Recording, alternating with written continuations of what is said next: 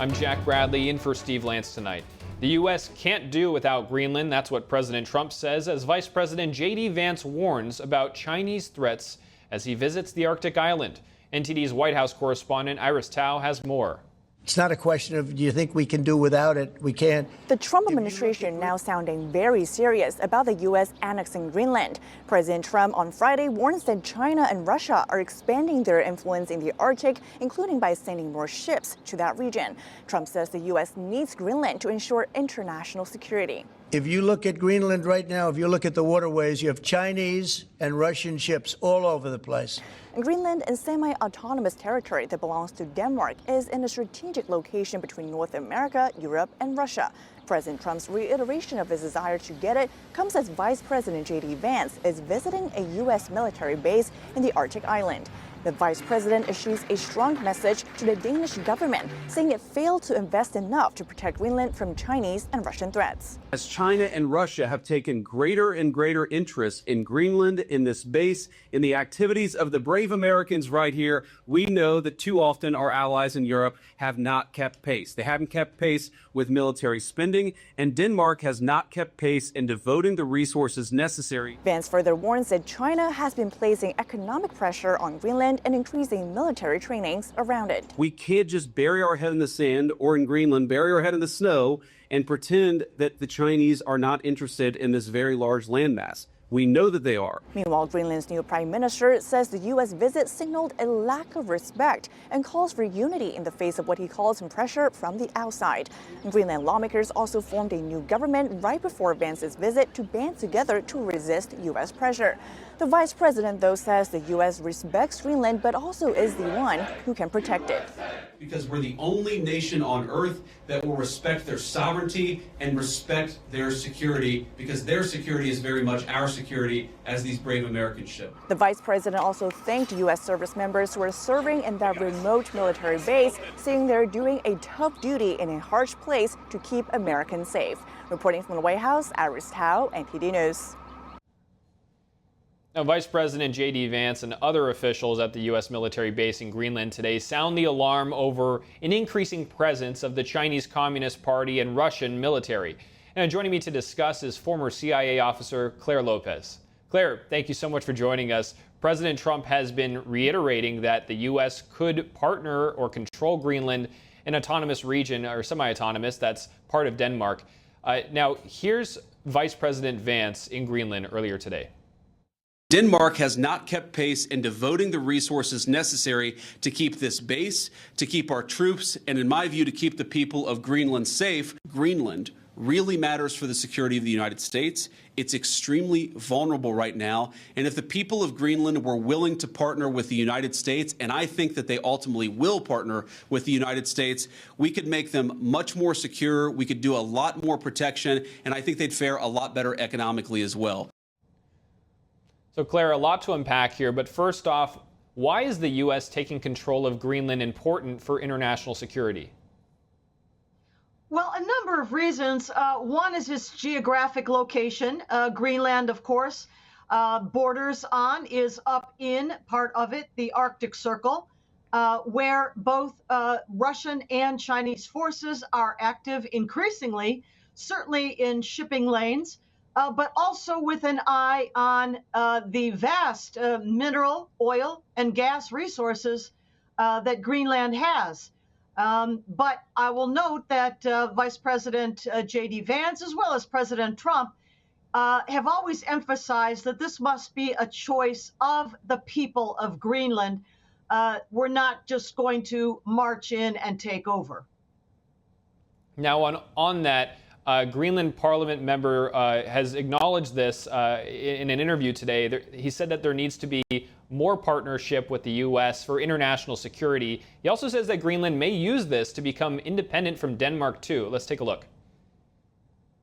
We know that the U.S. needs Greenland in regards to national security, international security, and also for the Greenlandic security. So I hope that the new government of Greenland will take this as a pragmatic way to improve the relations with the United States and also work on our own sovereignty of Greenland, which was taken away from us in 1953 from Denmark, We just want it back, and we need to have an independent Greenland.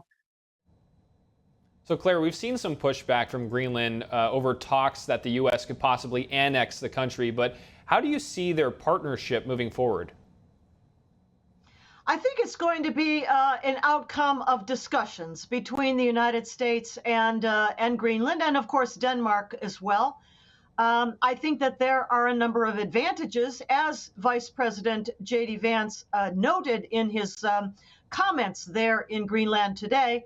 There are a number of advantages for Greenland proposing a partnership of some kind with the United States, and that has to do with economic advantages. For example, the exploitation of its very impressive oil, gas, mineral, including rare earth mineral, natural resources.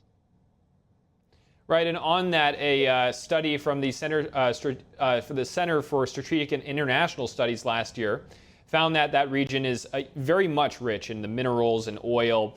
But how has China been working to bolster commercial as well as military capabilities there? And as well, what would happen if the U.S. doesn't secure it? Well, we know that currently China controls something like 70% of the rare earth elements resources across the world, not just in China, but other places like Africa, and has expressed interest in participating in exploitation of Greenland's rare earth elements resources, which would, if it went forward, would give China an even greater share of control over these important minerals. Another reason why the United States is very interested in partnering with Greenland ourselves in order that China not necessarily expand its control over that much of a percentage of the Earth's rare earth elements. And lastly, Denmark this year is allocating $2 billion to boost its military presence in the Arctic. And the U.S. already has multiple agreements to protect Greenland, agreements with Denmark. How effective is that $2 billion going to be to fend off Russian and Chinese aggression there, as well as since America is also on the hook for this, they should have more control and see what happens there. That's what some U.S. officials like Secretary Marco Rubio has been arguing. What's your take? Well, you know, we have had, the United States has had an Air Force base to the northwestern side of Greenland. It used to be called Thule Air Force Base, now called, if I'm pronouncing it correctly, Patuxent Air Force Base. And it's a very important military outpost for the United States by agreement with the people of Greenland, but also with Denmark and NATO. And the relationship of the United States with NATO, the resources that the United States can bring to the defense of Greenland, quite a bit more than what Denmark would be able to provide itself. And it is important that the United States maintain that defense posture for Greenland itself, for NATO, and for the United States. Claire Lopez, thank you very much for sharing your insights with us here today. Thank you. And now the Trump administration is asking the Supreme Court for permission to continue deporting Venezuelan illegal immigrants believed to be members of the terrorist gang Tren de Aragua. NTD's legal correspondent, Arlene Richards, has more on this.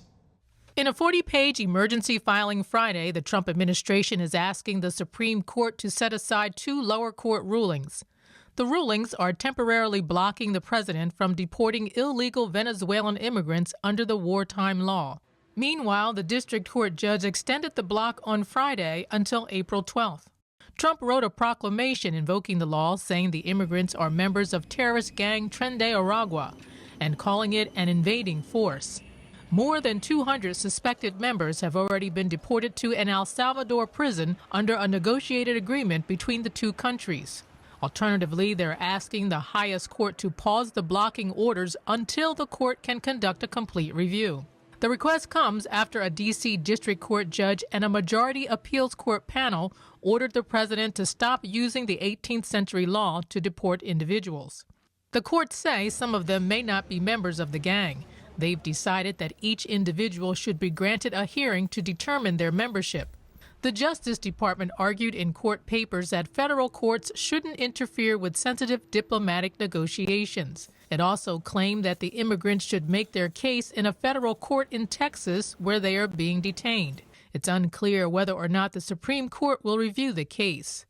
Arlene Richards, NTD News. Thank you for watching the Capitol Report. If you want to see our full broadcast, check us out at epochtv.com.